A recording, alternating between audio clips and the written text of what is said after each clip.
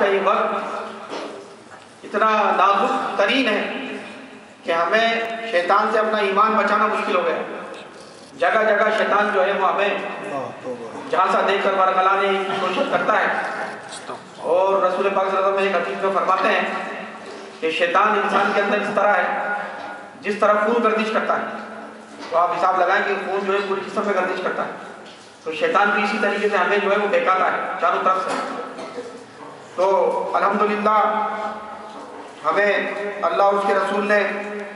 اور اولیاء اکرام نے شیطان سے بچنے کے بے شمار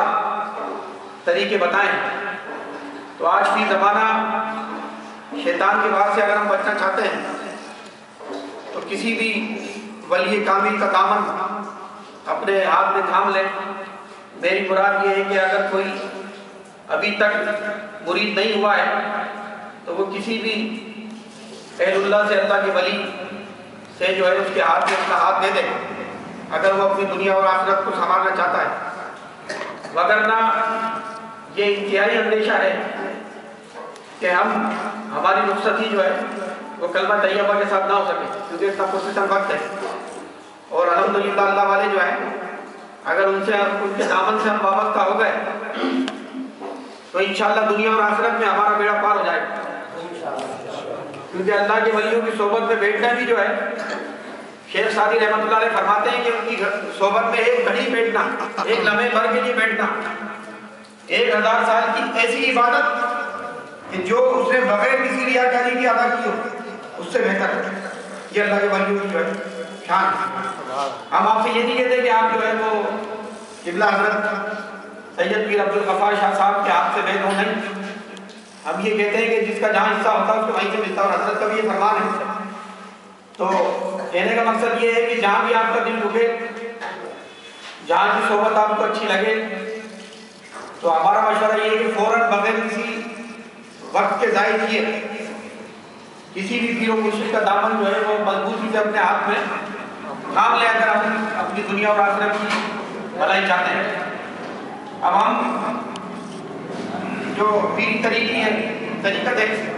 اور شریعت ہے, وہ دونوں ایک ہی چیز کے دو نام ہیں. قرآن پاک سے ہم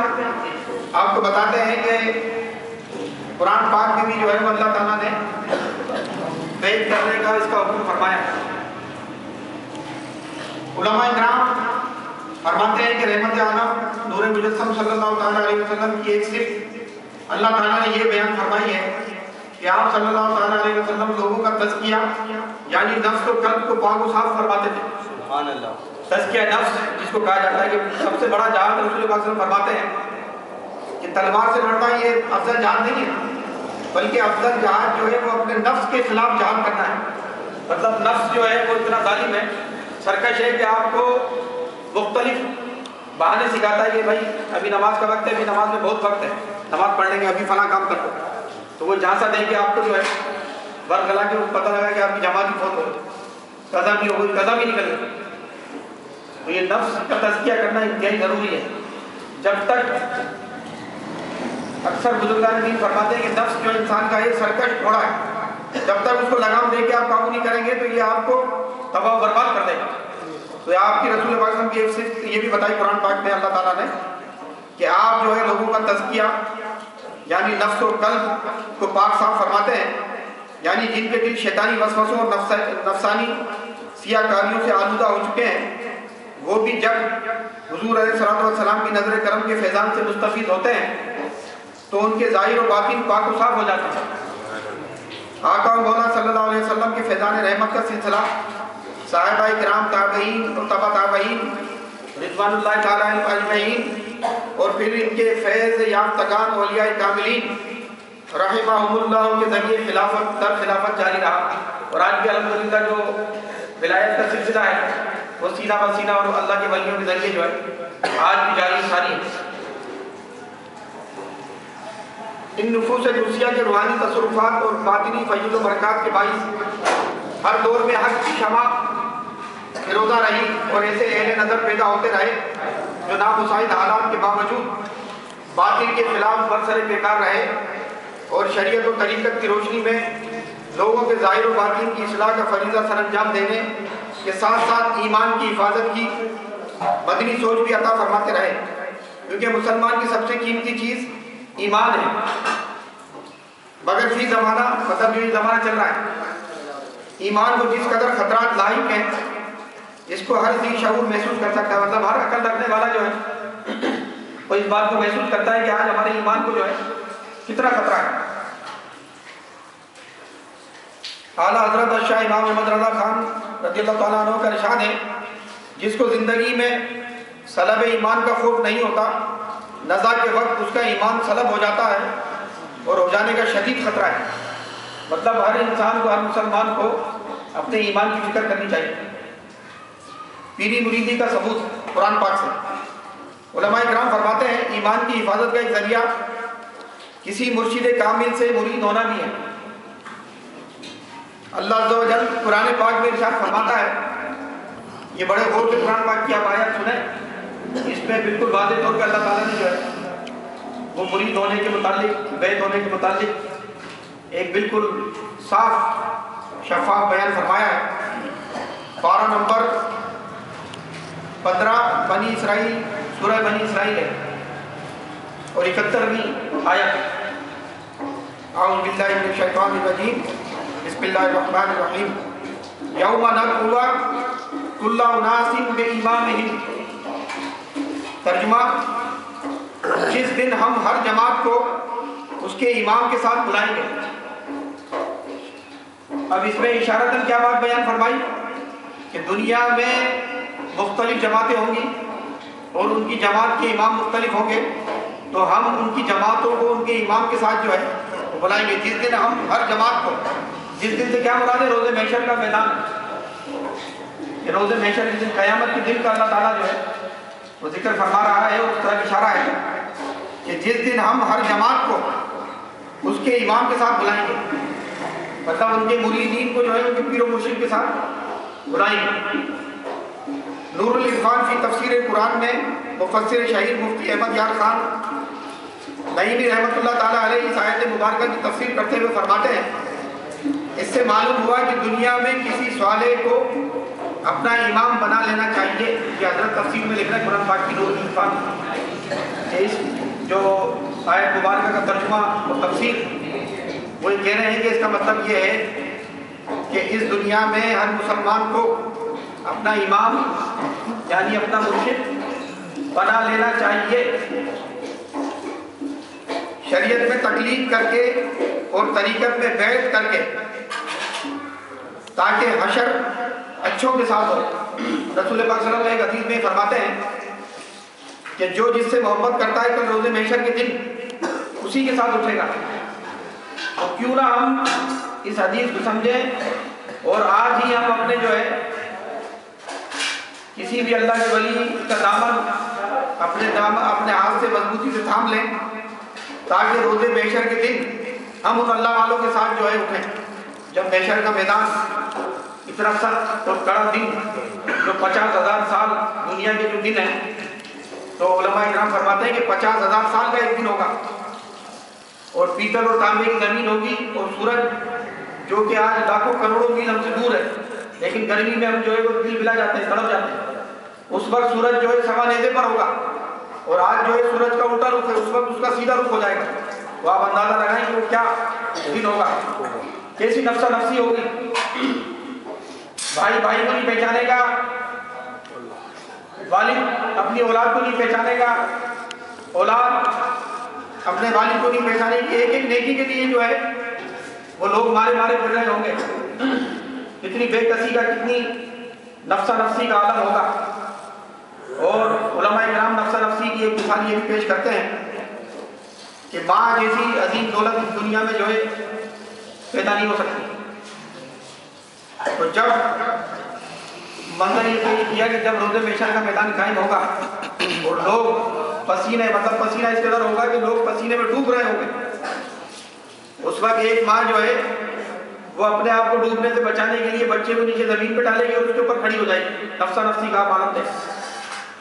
ایسی نفسا نفسی جب کوئی کسی کو جو ہے پہچانے گا نہیں۔ اور یہی اللہ والے ہیں جو انشاءاللہ ہمارا بیڑا پار کرا دیں گے انشاءاللہ۔ تو آج کا یہ وقت، آج کی یہ نشست ہمیں اس بات پر زور دے رہی ہے کہ ہم شریعت محمدی کی پابندی کے ساتھ ساتھ اللہ کے کسی بھی ولی کامل کا دامن اپنے ہاتھ میں تھام لیں، اپنا وقت ضائع نہ کریں، کیونکہ یہ انسان جو ہے مسلمان کو یہ علم ہونا چاہیے کہ اس کی موت کا وقت جو ہے کسی بھی وقت ہو سکتا ہے۔ موت کے لیے کسی کو بھی نہیں پتا کہ میں 10 سال جیوں گا یا 10 منٹ جیوں گا یا میں 60 سال کے بعد، نہیں، موت ایک ایسی چیز ہے اور دنیا کا ہر طبقہ فکر اس بات پر متفق ہے کہ موت جو ہے کسی بھی وقت آ سکتی ہے۔ موت جو ہے نہ بچے کو چھوڑتی ہے، نہ جوان کو،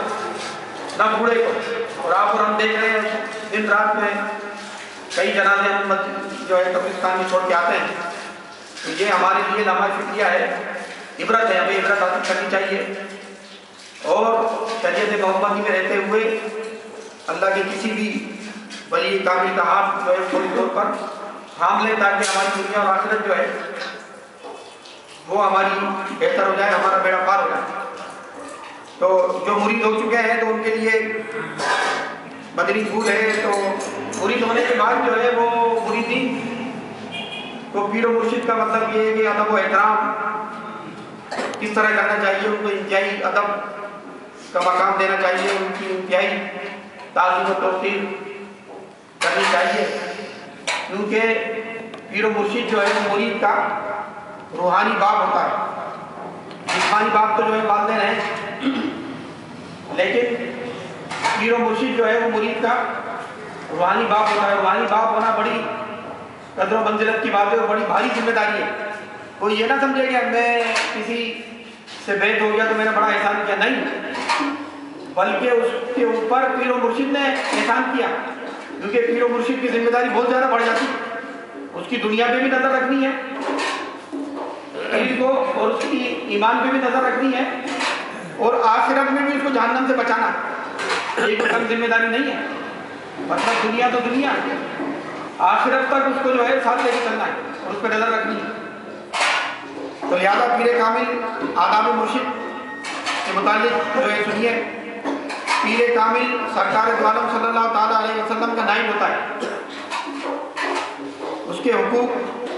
سرکار دو عالم صلی اللہ تعالیٰ علیہ وسلم کے حقوق کے پرتو ہوتے ہیں، مطلب ان کے جیسے ہوتے ہیں، جس سے پوری طرح عہدہ برا ہونا محال ہے، یعنی کوئی مرید اپنے پیر کا حق ادا کر ہی نہیں سکتا مگر حد المقدور کوشش کرے، مطلب مرید ہونے کے بعد جو ہے انتہائی کوشش کرے کہ پیر و مرشد کا کوئی حکم اس سے رائگہ نہ ہو جائے، اس سے ضائع نہ ہو جائے، مطلب ہر وقت لبیک رہے، ان کی خدمت میں حاضر ہوتا رہے اور ان کی جو ارشادات ہیں، احکامات ہیں، ان پر عمل پیرا ہو تاکہ فیض و برکات اس کو ملنا شروع ہو۔ مرشد کا حق باپ کے حق سے زیادہ ہے، اس لیے کہ باپ پدر دل اور پدر دل ہے، یعنی باپ مٹی کے جسم کا باپ ہے اور پیر روح کا باپ ہے، مطلب روحانی باپ ہے، اتنی اس کی اہمیت۔ مرید کو جائز نہیں کہ کوئی کام اس کی مرضی کے خلاف کرے، مطلب پیر جو حکم دے تو اس کو حکم کو بجانا ہے، ایسا نہ ہو کہ پیر نے حکم کچھ دیا ہے اور وہ کر کچھ اور رہے تو پھر اس کو فیض نہیں ملے گا، اور پھر ایک طرح سے یہ سمجھیں کہ اس کا سلسلہ جو ہے منقطع ہونا شروع ہو جاتا ہے۔ اس کے سامنے ہنسنا منع ہے، مطلب ادب کا مقام ہوتا ہے، وہ کوئی ہنسی مذاق کی جگہ نہیں ہے۔ پیر و مرشد کے جو محفل میں جب بیٹھا جائے تو انتہائی ادب احترام کے ساتھ بیٹھا جائے۔ اس کی غیر موجودگی میں اس کی جگہ پر بیٹھنا منع ہے، مطلب جیسے حضرت مسجد پر تشریف فرما ہے کہ اگر حضرت کسی کام سے چلے جائیں تو کسی بھی مرید کو یہ حق حاصل نہیں ہو کہ وہ ان کی مسجد پر تشریف فرما ہو بغیر ان کی اجازت کے، جو ہے ایسا نہیں کرنا چاہتے۔ اس کی مجلس میں دوسروں کی طرف متوجہ ہونا اور بغیر اجازت بات کرنا منع ہے۔ آج کل ایسا ہوتا ہے کہ پیر و مرشد بیٹھے ہیں، وہ کوئی بات سمجھا رہے ہیں اور ہم ایک دوسرے سے گپ شپ میں لگے ہوتے ہیں، یہ ادب کے ویسے بھی محفل اور ادب کے خلاف ہے، اور خاص طور پر جس وقت ہم پیر و مرشد کی محفل میں بیٹھے ہوں اس وقت اس کا انتہائی درجے خیال رکھنا ضروری ہے۔ اس کی اولاد کی تعلیم فرض ہے، اگرچہ بے جا حال پر ہو، مطلب یہ ہے کہ پیر و مرشد کی جو متعلقین ہیں، ان کی اولاد ہیں، ان کا جو خانوادہ ہے، ان کا بھی انتہائی درجے ادب و احترام، ان کی ریسپیکٹ کرنی ہے انتہائی. اس کے کپڑوں اور بچھونوں کی تعظیم فرض ہے. مطلب پیر و مرشد کے جو لباس مبارک ہے، ان کی جو مسجد بیٹھنے کی جگہ ہے، ان کا جو حجرہ مبارک ہے یا ان سے متعلق کوئی جگہ ہے، اس کی بھی تعظیم اور ادب و احترام جو ہے مریدین پر فرض ہے. اس سے اپنا کوئی حال چھپانے کی اجازت نہیں. اول تو یہ ہے کہ ہمارا یہ ایمان ہے کہ جو مریدین اپنے پیر و مرشد کے دربار میں حاضر ہوتے رہتے ہیں، ان سے تعلیمات حاصل کرتے رہتے ہیں، تو انشاءاللہ ہمارا یہ ایمان ہے کہ وہ کبھی بھی مشکل میں نہیں آئیں گے. مشکل میں وہی مریدین آتے ہیں کہ جو اپنے پیر و مرشد سے دور ہوتے جاتے ہیں اور دنیا میں اتنے محو اور مستغرق ہو جاتے ہیں کہ ان کو اپنے پیر و مرشد کو یاد ہی نہیں لیتے. جب ان کی کوئی مصیبت پریشانی ہوتی ہے، کسی جادو ٹونے میں گرفتار ہو جاتے ہیں، یا گھر میں کوئی نقصان ہونا شروع ہوتا ہے، یا کسی بیماری میں مبتلا ہوتے ہیں، تو پھر بعد میں چلے آتے ہیں کہ حضرت آپ مہربانی فرمائیں، ہم مر گئے، ہمارے ساتھ یہ ہو گیا، ہم اس بیماری میں لگ گئے، ہم اس میں ہو گیا، ہماری دنیا برباد ہو گئی. تو بھائی کہنے کا مقصد یہ ہے، آپ کو سمجھانے کا مقصد یہ ہے کہ جب آپ اللہ کے ولی کے ہاتھ میں بیعت ہو جائیں تو پھر یہ سمجھیں کہ آپ نے اپنے آپ کو ان کے حوالے کر دیا سارے وقت، ہمیشہ کے لیے، دنیا میں بھی اور آخرت میں بھی. اس کا مقصد یہ ہے کہ پھر آپ کو شریعت کے دائرے میں رہتے ہوئے جو ہے پیر و مرشد آپ کو جو احکامات دے رہے ہیں اس پر سختی سے عمل پیرا ہونا ہے. تو انشاءاللہ میرا یہ ایمان ہے. اور اپنے حضرت کی صحبت میں کافی سب گزارا ہے، حضرت کی بڑی نظر کرم ہے اور حضرت کا فیض الحمدللہ سب کو جاری و ساری ہے. تو ہم نے یہی دیکھا کہ جو ہمارے پیر بھائی ہیں جو دور ہیں، حضرت کی خدمت میں حاضر نہیں ہوتے، یہ میں اپنے تجربے کی بات بتا رہا ہوں. تو جب وہ کافی عرصے غائب ہوتے ہیں تو پریشانی کے عالم میں مبتلا ہوتے ہیں، تو پھر بھاگے دوڑے آتے ہیں کہ حضرت مہربانی کریں، ہمارا بچہ بیمار ہے، ہمارے وہ بڑے بھائی کو ہیپیٹائٹس ہو گیا ہے، فلاں کو ڈائبٹیز ہو گئی ہے، اور جو ہے وہ خیر و برکت ختم ہو گئی. تو پھر حضرت یہی نصیحت کرتے ہیں ان کو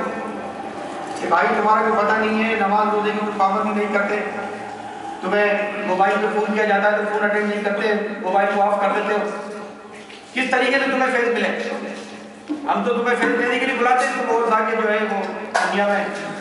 ملوث ہو جاتے ہو، دنیا داری میں مطلب گر جاتے ہو. لازمی بات ہے جب مرید اپنے پیر و مرشد کی نظر سے اوجھل ہوتا ہے تو پھر تکلیف میں آنا شروع ہو جاتا ہے، کیونکہ یہ اللہ والے ہی ہیں جو اللہ سے ملا دیتے ہیں. جب اللہ کے ولیوں کے دربار میں آتے ہیں تو اللہ تعالیٰ ہمارے ہزار دلندروں کو دور کرتا ہے، ہماری ہزار پریشانیوں کو دور کرتا ہے اور ہمارے دین و ایمان کی حفاظت فرماتا ہے. تو آپ دیکھیں کہ کتنا فضیلت و برکات ہے. تو اللہ تعالیٰ سے دعا ہے کہ اللہ تعالیٰ ہمیں، اگر جو بھائی مرید نہیں ہوئے اپنے مرید ہونے کی توفیق عطا فرمائے، اور اللہ تعالیٰ ہمیں اپنے پیر و مرشد کے احکامات کو سراغوں پر رکھنے کی توفیق عطا فرمائے. وما علینا الا البلاغ.